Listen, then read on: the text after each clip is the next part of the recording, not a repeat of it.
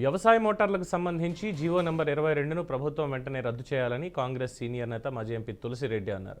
సంక్రాంతి పండుగ వేళ రైతులకు ఇదొక శుభ పరిణామంగా కావాలని సూచించారు. రైతు లేనిదే రాజ్యం లేదని, ప్రభుత్వం తీసుకునే నిర్ణయంతో వారిలో వెలుగు నింపాలని ఆయన తెలిపారు. అదేవిధంగా అన్నదాత సుఖీభవ పథకం కింద ప్రతి రైతు కుటుంబం ఖాతాలో రాష్ట్ర ప్రభుత్వం 20,000 రూపాయలని నష్టపరిహారంతో పాటు తమ పంటలకు కనిష్ట మద్దతు ధర ప్రకటించాలని డిమాండ్ చేస్తున్న రైతులకు కేంద్ర ప్రభుత్వం చట్టబద్ధత కల్పించాలి అని ఈ సందర్భంగా తులసిరెడ్డి కోరారు.